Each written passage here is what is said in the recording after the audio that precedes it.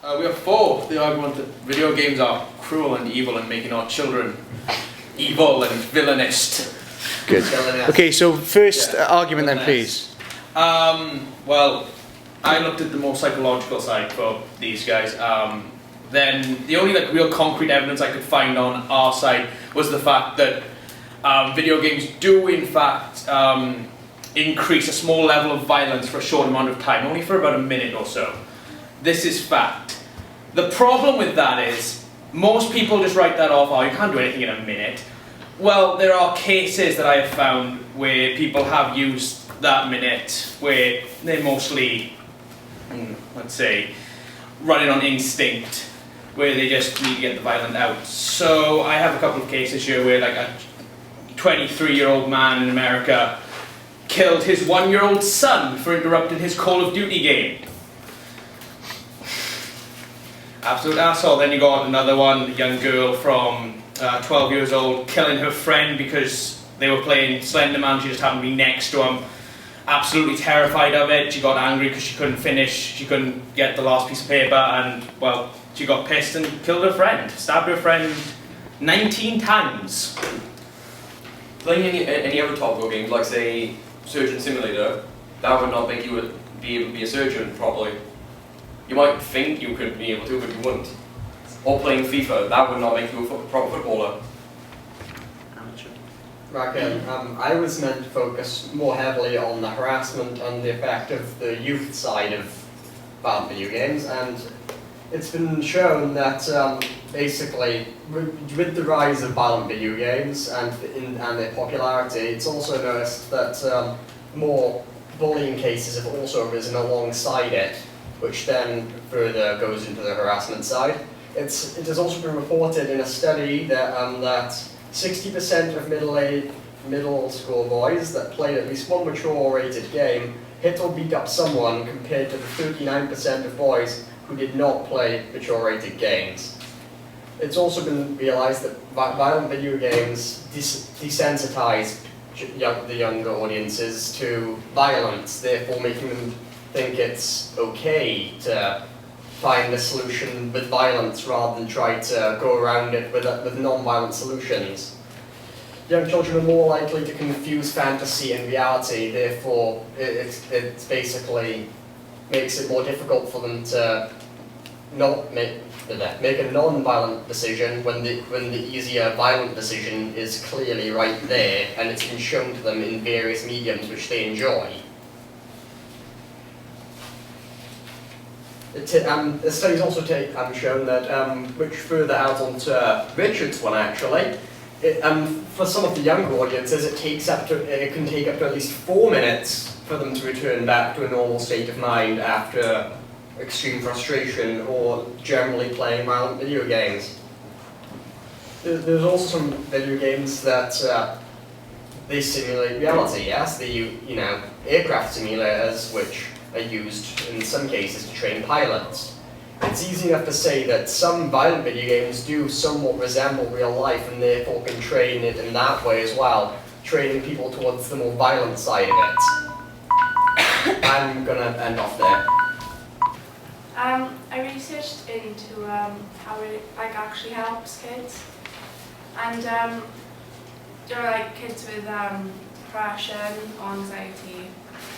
It kind of like focuses them on that, so that it takes away like kind of how they feel and puts them in a better mood. And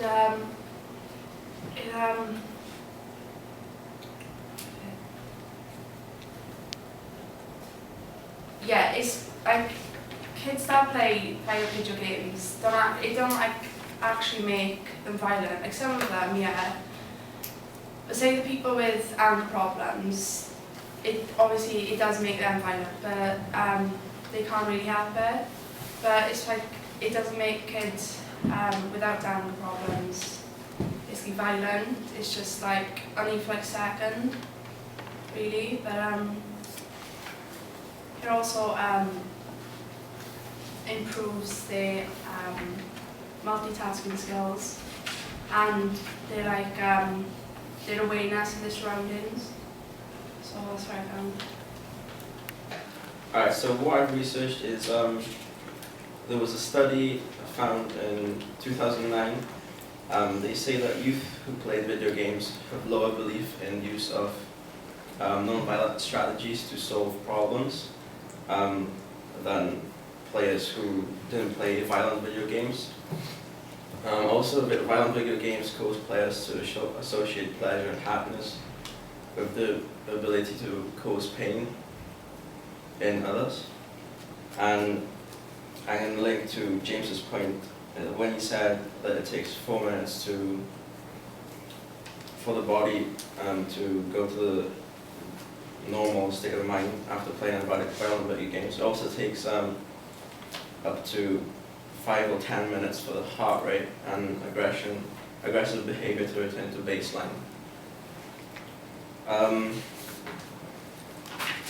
There was also a school shooting in Colombian high school, and the shooter were the 2 teenagers boys, and in the end they revealed that they played violent video games such as Wolfenstein 3D and Doom. I looked into different universities that carried out research to find out if violent video games affect behaviour, and they did experiments on a group of students ranging from just puzzle games with no violence at all to mildly violent games and then extreme violence. And then after tested their aggression levels through different tests, and they found that across all 3 different types of games, they didn't have any change in aggression levels. They stayed the same throughout, but they did actually increase. And from this they showed that it doesn't affect behaviour. The violence doesn't affect behaviour, but the game difficulty and the content, how frustrating it can directly affect behaviour after playing it. And they said that it doesn't have to be in a video game, it could be in any other thing in life, such as playing sports or a card game. They can have the same effects, so they can be frustrating or be difficult for what they're able to do. I found that kids from a young age are playing video games, which means what they see at a young age is what they'll imitate in later life. So parents who are buying their kids who are underage to actually play the 18 games are actually creating the aggression towards the kids. A researcher called Dr. Rance actually reviewed his colleagues' daily aggression when they played video games, and he found that 90% of them actually reported dramatic increases in violence and anger towards the game. This then reflected how they reacted to situations in real life, which led to more violent decisions. Video games also let you choose what sort of decisions you want to make, so kids being able to choose violent decisions are then using that into real life decisions instead of like choosing a less violent option. So if they choose to be violent, then they can choose to be violent in real life. The older generation also had less experience of violence at young age of kids, as they weren't able to play as much violent video games as our current generation. So we now have more crimes committed by a younger generation because of violent games and parents buying games for children underage to play the game. If you've had a good upbringing, then you should know that and you've got common sense that killing someone is wrong, and a violent video game shouldn't influence your child to go and kill someone. Parents should buy they shouldn't buy their games for underage children, because that's where the game ratings are there. It's been proven that violent video games do make people feel on edge, but have had no effect on anger levels. It's all down to how the player does in the game and how they will feel after it, because if they win, they're not going to feel aggressive. There's been proven there's a link between violent video games and aggressive thoughts, but not a link between violent video games and violent actions. I focus a lot more on school shootings, and it goes without saying that a lot of the people who perform school shootings, like play violent video games. It's the type of violent video games they played, like Amazon, after he killed 26 people. He found there was actually a game called School Shootings in his home, where you actually had to go through a first-person shooter and kill children.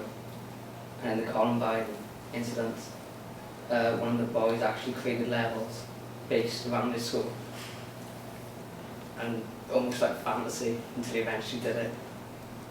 And when they asked Evan Ramsey, someone who performed a school shooting, he said how video games warped his mind, so that he didn't think what he was doing was that bad. He didn't think that he would kill people. Because in games, you have to kill people 8 or 9, shoot people 8 or 9 times until they're dead, whereas in reality it's just once. Do you think that parents buying PEG 18 games, like if you're a 12-year-old, why should you be playing an 18-year-old game? Do you think that if you play a game and you kill someone, do you think that your kid's going to go out and kill someone? Like if you haven't got a gun in the house, how is he supposed to go out and shoot someone? If you're like playing GTA 5 and you go and like kill someone with a gun, if you haven't got all the supplies to do it, how is he supposed to do that? Parents should teach the child right and wrong. That it's wrong to go out and kill someone, it's wrong to go out and bully someone. Alright, I basically focused on the in-game capabilities that are basically featured in a lot of games.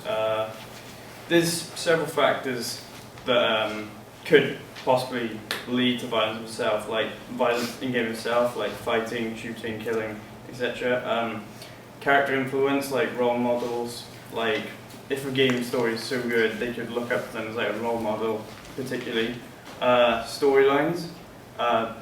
Many games feature pointless missions that could see violence. For instance, Call of Duty Modern Warfare 2 featured terminal airport shooting, which later there was an update where that story could basically be taken out because it was deemed too violent and, well, it was pretty much pointless. In-game capabilities, multiplayer for one. If a kid, for example, let's say 12, goes online with Call of Duty and plays against people of all ages, then they could just seem, well, from personal, personal experience, you can get a lot of abuse from older people for particularly no reason, just for their fun, basically. And there's also a frustration not being able to complete like a level, for example. There was a study shown where a French researcher, he took a boy, he took his heart rate before he played a game of Tetris, and then after duration of time, he then took his heart rate again and see how his heart rate had increased from like not being able to complete like certain parts of the game. A research by Dr. Andrew from Sweden said that it seems as though the player is more like focused on winning than the actual violence of an actual violent game, and like another research showed that there was aggressive thoughts, but it didn't come from the violent content of the game. It came from how they was struggling with the game levels, and they only had thoughts, and like not many behaviour problems have come from this. But they found that the 16-year-old gamer has been playing games since he was 5 years old, has not had one anger problem, but also that it to help autistic people calm their nerves and it to help them out. I looked at real life like, situations where this has happened, and what I found that the other day when I was out with my friends, we walked past a really nice sports car, and one of them said, let's do a GTA 5 and break into it and steal it. And then, well, I also looked at me playing the games I played, Call of Duty, and I thought, what if I really try hard at this game? And I kept dying, and that really made me frustrated. So then, I got really angry at that, and I didn't calm down for about 5 minutes after the game. I was playing non-violent games, sports games, and anytime I do something wrong, I'd be really angry, and my brother walked into my room and I'd yell at him and told him to off. I also looked at something that was in the news. In Washington, there was a shooting in Washington And this man went on a killing spree. And later revealed his friend said he played Call of Duty all day, every day. And that's what inspired him to do it. And there was another boy who beat up someone else in school. I don't know what the reason was for, but he did beat someone else. And his parent says, well, I don't know where he's learned to fight like that. And this kid taught himself by playing wrestling games, how to fight. And this is what he used to beat someone else up in school. Right, my teams for the year are going against the fact that video games don't cause any violence on children. I researched all the statistics, and I found that it doesn't have any effect to do with the child's attitude towards the violence. I knew this because there was an article by Christopher Ferguson and Chelsea Olsen, and they found that games such as Mortal Kombat, Halo and Grand Theft Auto did not cause high-risk teens, those with depression or attention deficit disorder, to become more aggressive bullies. But then it was later found that it actually had a calming effect on the children and made them less aggressive than they originally was. So I had to do like research on like the long-term effect of video games. So games such as Call of Duty have like a decent length, so 6 hours of gameplay, and after that time a lot of people was kept away from social life from it, and the result I got from the internet like kept violence for about the maximum of 2 days. Looking from this, I saw something on the news. Someone was doing actual Grand Theft Auto crime, like going from car to car. He was being pursued by the police, so that person obviously spent a lot of time on video games and not interacting with anyone or anything. So. Okay, well, I focused on the general area of it, and I had many arguments for this. One of them being, what about movies and TV? Don't they make people violent? If video games do, surely they do as well. Because there's nothing different within video games than there is in movies and TV in certain aspects. Another research would be the decisions you make in-game. As I'm sure someone mentioned at some point, the decisions you make in-game are your decisions. And that if you are violent from the start, you're going to make violent decisions in the game, whether it's the plot or not, such as The Walking Dead. I played this game myself, and you have the option to see some pretty gruesome stuff if that's the choice that you make. You have the option to see someone get beat up, or you have the option to turn away. And depending on the character that you are and the character you want to be, you can choose. So if you were violent originally, that's the choices you're going to make in the game. As for stuff like Halo and Call of Duty, yes, they are shooters. Yes, the objective is to shoot people. But they do have age ratings, and if you're not mature enough to follow those age ratings, you shouldn't be playing the game. Simple as. They're there for a reason. And I don't think that it inspires violence in people that are old enough to understand it. I get the argument that like shooting people in game sort of gives people the inspiration to do it in real life, but at the same time, where would you get hold of a gun? Where would you be able to do something like that? Everyone has a little bit of insanity in them, and a bit insanity. No one is pure evil or pure good, and it's the decisions that we make and how same we actually are that judge us in real life. Okay, right. Well, the first things that I'd like to just say is all the different people that have actually done violent things because of playing video games. They have constantly played them. There were 2 high school students that put bullets all over their classmates and killed them, like in a game. There was a 15-year-old from London who robbed a bank because of playing a video game. These are the reasons, apparently.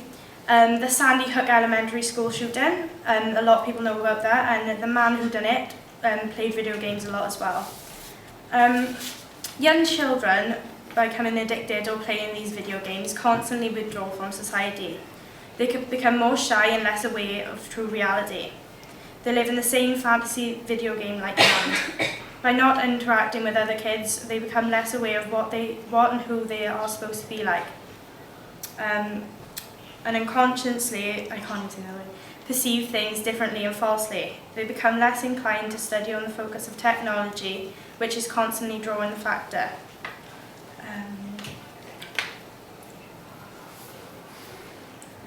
All I'm saying is there is a kid in the USA who killed his parents for taking a copy of Halo away.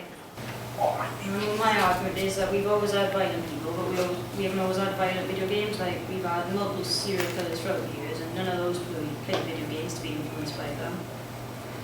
And also, any publicity for game companies is good, so they might want the bad publicity, so then more people play the games to try and see what's true, so they get more publicity. I'm for the argument, and I looked at the psyche of video gamers, and it's not the fact that it's the same people, or quote, same people, kill people. It's the people with illnesses like autism, and like I know it's the parents' fault for that, but like they still shouldn't be creating the games, because like the autistic children and people who suffer with other mental illnesses, like they can't decipher between like reality. It's the same as violent movies and violent anything else violent, like books, comics. It's just, I'd say it's the parents' fault, but it's definitely like feed to be aggressive. They get the techniques of aggression. They think is the goal to like injure people. They get pleasure from it because they can't decipher reality, and that's my point. My point is that parents always look for something to blame, so they always pick video games in most cases, but it's not always video games that turn people violent, and it's not always proven that they're violent as well, so parents always look into media to blame, and just because someone watches a film that's got lots of blood and action in it doesn't mean they're going to go out and kill people, and the same principle applies to video games. Just because I'm shooting someone in the head doesn't mean I'm going to go downstairs and blow my parents' brains out. It's the same with other media genres as well, like music, because I listen to metal doesn't mean I'm a bloodthirsty Satanist, like the song it plays, but yeah. Alright, I'd just like to ask, you sort of brought up the, like, people, where they're going to get these items from, where they're going to get these weapons and all these things from. The argument was about how it contributes to it, not about like where they're going to get a weapon from. They could find it somehow. It might mean they could get a knife in their kitchen. Do you know what I mean? So kind of, I think that was a bit of an invalid argument. My argument against that is that people aren't going to just be able to get hold of a gun just like that, especially children, which are the main source of video games, such as teenagers as myself. I actually own a bow and arrow, so if I decide to play Assassin's Creed and decide I want to kill someone or whatever, I can do it. That doesn't mean I would. So it does depend on the person, as I said before. But also, someone ain't gonna grab a knife from the kitchen and just stab someone, and if they could, wouldn't someone see them with the knife? Wouldn't someone try and intervene? Right. You kind of just went completely against your own word, saying, because you were saying sort of, where can these people get these weapons, where can people get them, and then you just said you had a bow and arrow. I mean, kids can go to the kitchen, there are things around the house that they could get, so you kind of just went back on what you said in the argument. Whether you have the weapon or not shouldn't be about like that. Like if they've got them or not, you should have the common sense, and if you've had a like good upbringing, then you should know like it's not alright to kill someone with whatever you want to. And a violent video game really shouldn't affect that. Okay, countering your point, we saying how people should have common sense to not kill other people. Well, clearly before violent video games, there were people without that common sense to begin with. But with the new inspiration that the violent video games bring, clearly there's a much stronger need to do it. Also, further building on the Tetris idea of more violent thoughts through failure, in violent video games there's the possibility of death, but in the multiplayer there's the possibility of repeated failure over a single match. clearly all of that aggression is going to build up into basically a big boiling pot of I want to stab someone. Right, a point that Rebecca made was the fact that within all video games you have a choice between a good and evil point. Well, the fact is that in some video games most of the time you don't have a choice between right and wrong, you just have a choice between that's kind of good and that's kind of bad, or the fact that either you can have, blah blah blah, you can have it's kind of evil and then completely insanitary. Same sort of thing, you can also then have completely good and then it's kind of okay. Same with like the movie argument. You have no control over a movie, so it's not your action. You have no control over it. You don't decide where the story goes or where the plot goes. Where in a video game, you are in control. It's your choices. It is your actions that drives the story.